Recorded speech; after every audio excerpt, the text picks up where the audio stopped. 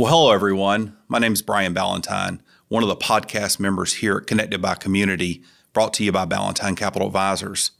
I just want to take a moment and thank everyone for listening, sharing, liking our podcast, and allowing us to share with you more about our community.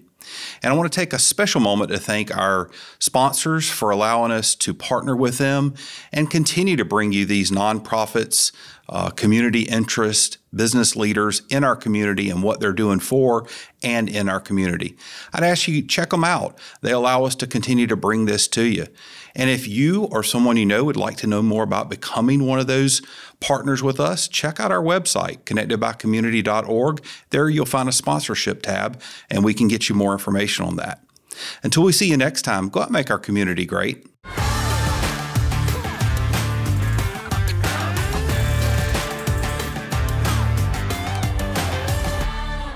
Well, hello, everyone. Welcome to this edition of Connected by Community, brought to you by Ballantyne Capital Advisors. My name is Cameron, and with me today is my lovely coworker, Anthony, and we're excited to talk about retirement planning, 401ks, qualified plans, and kind of everything in between. So thanks for joining us. Oh, well, it's kind of weird sitting on this side of the table. I'm usually sitting right next to you. I know. See, I don't think it'd be easy guess. We're just going to go back and forth. We'll make it work.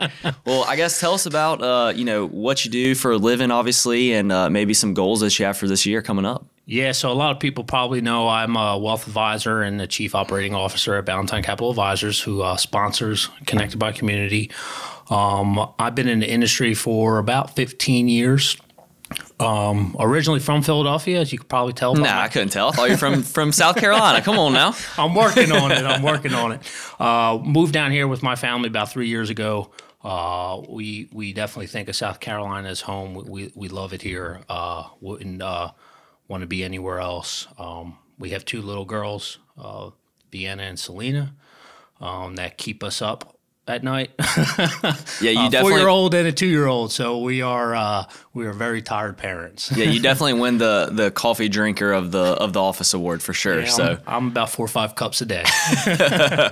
Well, excited to kind of jump into this year. Obviously, we're starting out the new year, 2023, and a lot of business owners and people in business in general are looking for ways to either help their employees make more money, invest money, save on some taxes for themselves. So I guess let's jump into that and kind of talk about the world that you came from. Yeah, that's great. Originally, I came from a firm out in Philadelphia that was an ERISA attorney that did third-party administrating and record-keeping for 401k plans. This is a perfect time for small business owners to start planning for 2023. If they don't have a retirement plan, let's start planning that now. And trying to get that up and running. And it don't have to be a 401k plan. There's other tools like a simple IRA, or if you're self-employed, doing a SEP IRA. But I think today we're going to talk a lot about 401ks and qualified plans, because that's what the industry knows, and that's what people sort of, when they're thinking about putting money away, that's what usually they're thinking about is inside their 401k. And we tend to see that a lot in our doing what we do with our clients. Even if you have a 401k today, right now, for your employees, it's always good in the beginning of the year to start thinking about, is there any enhancements that I need to make to the plan? Is there any changes that I need to make to the plan? Or is there any law changes that I need to worry about? So this is the perfect time to start planning that out as a business owner. A lot of business owners don't think about that, these type of things. So I think it's very important to find the right financial professional that could help guide them.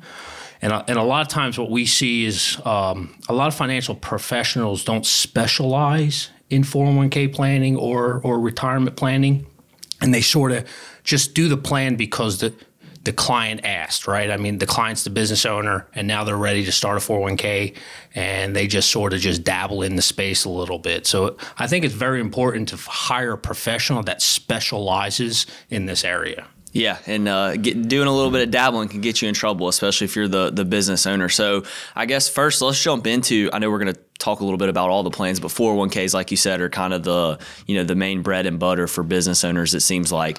I guess, what are some advantages for the business owners of even setting one up? And then I guess after that, we'll kind of get into the nitty gritty of things. Yeah. Well, the number one advantage is taxes, right? Being able to defer some taxes, also the government, if you don't have a retirement plan today, will also give you a tax credit for starting one. Just to start a retirement plan, you can cut your cost basically in half. That's the maximum you're allowed on the first 3 years. So the government's basically saying, hey, we want you to start a 401k. We want people to start saving for retirement, because as we see people coming in, they don't typically save enough. No. So having a 401k and offering that to participants or employees is pretty important. Yeah, no, I agree for sure. And then I guess one thing that I want to hit on too, and this is maybe on the HR kind of human dynamic side, is, hey, if you're an employee and you're going to look for a new job in this competitive job market, you're going to be looking for benefits, right? It's not just, hey, how much can you pay me? It's, do you have health insurance? Do you have a 401k? Are you matching in the 401k? You know, and I think one thing that a lot of business owners maybe overlook that I think we do, or you do a fantastic job with, are they getting educated, right?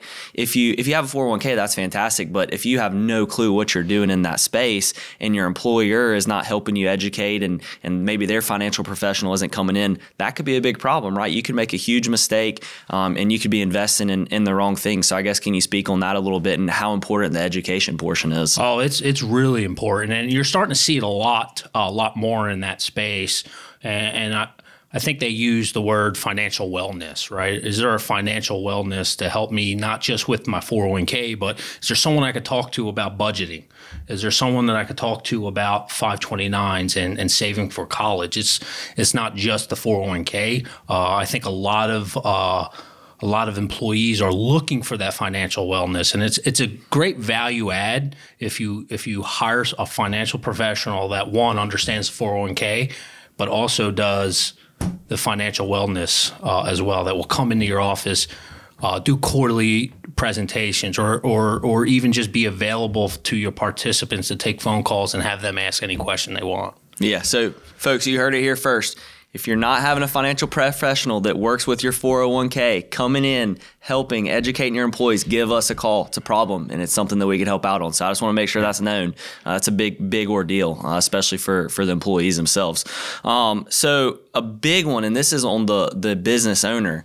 Are you liable? What am I liable for? Because I think one of the misconceptions is, I'll just hire Billy Bob down the street. He does my, my record keeping and all that good stuff. It's no big deal. He'll set it up. It'll go through my payroll. Boom, I'm good to go. Never going to think about it again, right? It's not the truth. There's a lot of different dynamics that go on that can either make you liable or take some of that fiduciary liability away. So can you talk about that? How important is that? And if you don't know, if you're liable, how can you figure that out and maybe get a second opinion? Yeah, no, that's a great question. Yes, they are liable, right? You're starting a benefit for your employees. So you do, and the buzzword is have fiduciary responsibility. And that fiduciary responsibility, one, is understanding the plan, right? Understanding the plan design, understanding the details inside the plan. Two, understanding reasonable fees. And we could jump into what reasonable fees mean. Because that's literally the language, reasonable fees. So one of the questions is, what is reasonable, right? And we'll jump into that. And benchmarking. A lot of people don't do that. Like you said, a lot of people just, hey, I start a plan, I set it and forget it. You're technically every 2 years should be going out benchmarking your plan against your peers, against similar plan sizes, to make sure, one, you are paying reasonable fees, and two, are your participants contributing compared to other plans? What could we do to get them to contribute more, like financial wellness and just education? So to answer the question, yes, you have fiduciary responsibility, but that's not to scare you, because there are ways to delegate that responsibility. And one of them is called a 338 fiduciary. Really what that means, and at Ballantine we act as a 338 fiduciary, really what that means is you're taking the investment portion and basically delegating to someone else, allowing them to take on that investment education with your participants, but also allowing them to change investments throughout the plan. you're basically delegating all that investment part to a third party, and a lot of times financial advisors don't act as the 338. You don't really see that a lot. They might outsource that portion of it, and you're paying a financial advisor and a 338. But a lot of times there are not financial professionals out there that will put the fiduciary responsibility on them. And I think that that's something to hone in on a little bit is, and you mentioned it's a buzzword, right? Fiduciary liability, et cetera. But I think what happens a lot of time is, maybe they're working with, like you said, an advisor that doesn't necessarily specialize in 401k plans or et cetera. And they're like, hey, I trust this guy with my personal money, but, he's going to help me out on the 401k.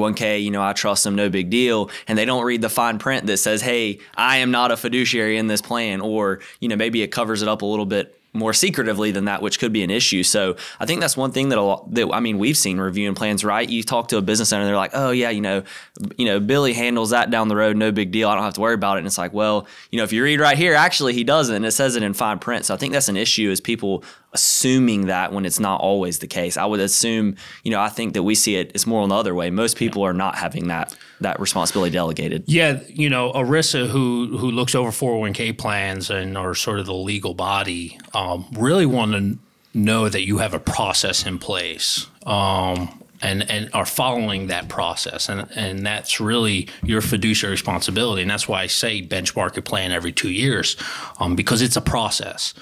You're exactly right. And I'm going to give an example, and I'm not going to use anyone's names or anything.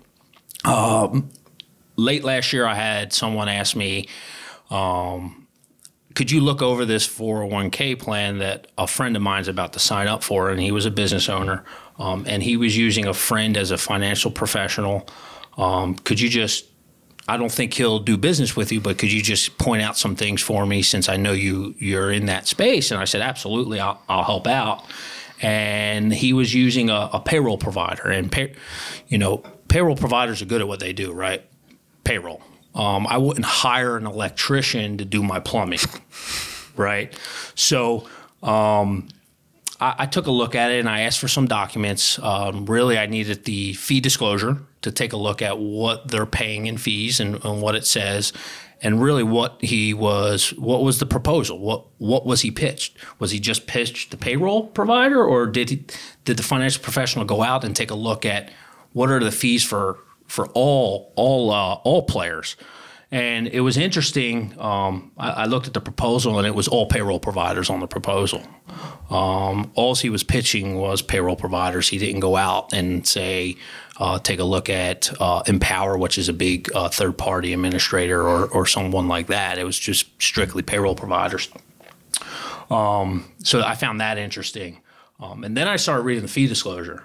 And inside the fee disclosure, payroll providers make it look very cheap. And sometimes cheap's not the way to go. They're getting paid somewhere else. And in the fee disclosure, you kind of start saying, hey, if you added this, we don't do it.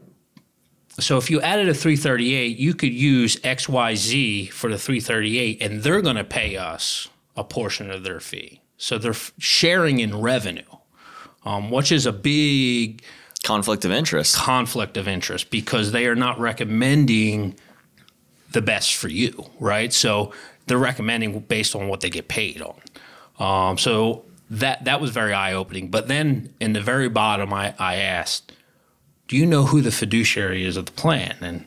And the gentleman didn't know, and he thought it was going to be this payroll provider. And I said, I just want you to read this sentence. And basically it's stated in the fee disclosure, we are not the fiduciary of the plan. So it's very eye-opening. ERISA really wants in the agreement to say we are acting as a 338 fiduciary, or we are acting as a 316 fiduciary. So it has to say it in the agreement. Yeah, a good old boy's handshake is not doing it for you. And I guess not to scare people, but what does that look like if you get a lawsuit from an employee, or they say that, hey, I didn't understand this disclosure, I didn't understand this investment that I made. I mean, you could go to court, right? I mean, there's big issues around that. Yeah, a lot of times what's going to happen is, the owner's going to go to the financial professional and say, hey, you told me you were a fiduciary. what do I do? And they're going to find out pretty quick that they're liable because they're the fiduciary, and there was no delegation, right? To delegate, you got to have it in writing, and it's got to be in an agreement. So yes, you're right. You can go to court, and right now, there's a lot of the lawsuits come from investing because employees aren't educated on how to invest. So when you're in times like we're in today, where the market is sort of a little more volatile, people get a little mad. Hey, I'm losing money. Yeah. So there's not that education part. So when you don't have a 338 fiduciary, you're responsible to understand those investments and educate your staff on those investments. So when you don't have the right financial professional, it could be very dangerous. And right now, there's a lawsuit out there with Fidelity on target date funds. Might not be suitable for participants. So it's not. You don't think it's going to happen to you, but a firm like Fidelity being sued right now is kind of a big deal. Yeah. I mean, you see TDF 2035 and 2040 and 24. I mean, it's just keeps going down the list, and all they're doing is changing the stock bond allocation for the most part. So I guess a second point that I wanted to make there is, if you don't know if you're a fiduciary, there's a good chance you are. And if you do know, or you think you know, you need to go read the fine print, because there could be an issue there. So that's something that I want to hit on, because that is a big ordeal, which leads me into one of the third points that I want to make is, you hear a lot of people, they're like, oh, I don't want to benchmark. I don't want to, seek a second opinion because it's so much work. I'm here to run a business. I want to make money. Can you talk through what even is benchmarking? You mentioned it earlier. You don't need that many documents to go out there and have a financial professional like yourself, kind of benchmark it to other plans. So I guess, can you take that cobweb away that thinks, I don't have time for this, I don't want to do it, it's a lot of work? I really just need two forms. It's called the 408B2, which is the fee disclosure form that's supposed to spell out all your fees, and then just a list of your investments. And that's it. That's really all I need. And at Ballantine, we do give a free a benchmark. So it will probably take me 10 minutes to really dive in and take a look and see what's wrong with the plan, and run a quick report, benchmarking report, to really take a look at it. And it's going to be 15 minutes of your time and me explaining it. And there's no obligation, right? I mean, you could take what my findings are. You might not have anything wrong, and I'll give you a pat on the back, and I say, here, take this report, file it, do it every 2 years. That's what you're supposed to do. There's your collateral if ERISA comes. And if there are some things that you can enhance, you could take it to your financial professional and do it. Or you could say, hey, I would rather hire Ballantine Capital Advisors to help me out in the long run. Yeah. And I mean, logically for us, right, it makes sense. Hey, 15 minutes of your time to get something checked out that could, help you potentially avoid, annoyed employees, court, and all of the headaches. I mean, it just makes sense, right? And then like you mentioned before, you're supposed to do it every 2 years, right? I mean, that's your duty, because it also shows what are reasonable fees, how is my plan, compared to my peers. So it makes sense, right? So I think that's one thing that, out of the other 3 points that I wanted to hit on is just, you take the time to look into that, right? You started this, and it's obviously benefiting you and your employees, but you want to make sure that you're not just putting it to the wayside and saying, yeah, you set it and forget it kind of thing. Yeah, and the set it and forget is also, what do my employees want, right? So for plans that already have a 401k out there, is there a way to enhance it? Is there a way to add financial wellness to your employees? Have you asked your employees, is there something else that you like to learn about? It's not just, hey, I have a 401k, this is what I offer. And I think a lot of times as business owners, right, you're so busy running the business. So why not hire a professional that will be able to take all that off of you, be the fiduciary, and help you with all that other ancillary things. Yeah, awesome. Well, I guess we hit a lot on 401ks. Maybe a quick ender is, you mentioned before simple IRA, SEPs, et cetera, for maybe you're a little bit smaller, or maybe it makes a little bit more sense. Can you hit on those just for, a minute or two? Yeah, so for SEP, if you're self-employed, you have the option to do what is considered a solo 401k, but you have to have, you have to be willing to, one, you put money away, but same for the business, have a match. similar to a normal 401k. And then you could have a SEP IRA, which is a simple IRA. You do a calculation. Usually it's a roughly 20% of your income up to a limit that you could put into a SEP IRA. Usually at the end of the year, you're going to run a calculation and say, this is what I could put in my SEP. It's very simple to administer. There's no rules and regulations of fiduciary responsibility on a SEP, so it's a lot easier to administer if you're a self-employed individual. If you run a business, you could do a 401k, which has some of those rules and regulations, or you could do a SEP. Now, the SEP IRA, there are restrictions, and you don't have the flexibility that a 401k have, but you also are limited to what you could put into the simple IRA. So the 401k will really give you flexibility and allow you to max out your contributions. The problem is it's a little more complex and a little more expensive. Gotcha. Awesome. Well, I mean, there's obviously a lot of really good plans, and kind of like what we say always, it goes back to planning, right? You got to have a plan. 401k might make sense for you, but also there could be something else that makes more sense. It kind of just comes down to, what you're looking for, what your employees are looking for, and kind of how to bundle all that together. Absolutely correct. Awesome. Well, I guess to end this, we'll kind of take a little twist. So the typical question is what makes you tick, right? But what makes you tick about 401ks and qualified plans? Oh, wow. I was prepared for what makes you tick. You threw a curveball on me. Well, no, that's a great question. I just really love educating and helping folks. And a prime example was last year, right? I could have said, no, I don't have the time to look at that and help someone because I'm not going to win the business. I truly believe in helping folks and helping educate. This is a complex topic, and I try to simplify it for folks. So if I have any opportunity to sit down with someone, I don't care if I win your business or not, and just educate you on the importance of your responsibility, that's what makes me tick. I like it. Well, hopefully we'll have a lot of opportunities to do that over the years. So thank you so much for your time and for everything you do for the community. And I know there's going to be a lot of small business owners that could really use your help. So that's awesome. Thank you. Awesome. Well, thank you guys so much for tuning into this edition of Connected by Community, brought to you by Ballantine Capital Advisors. Until we see you again, go out and make our community great.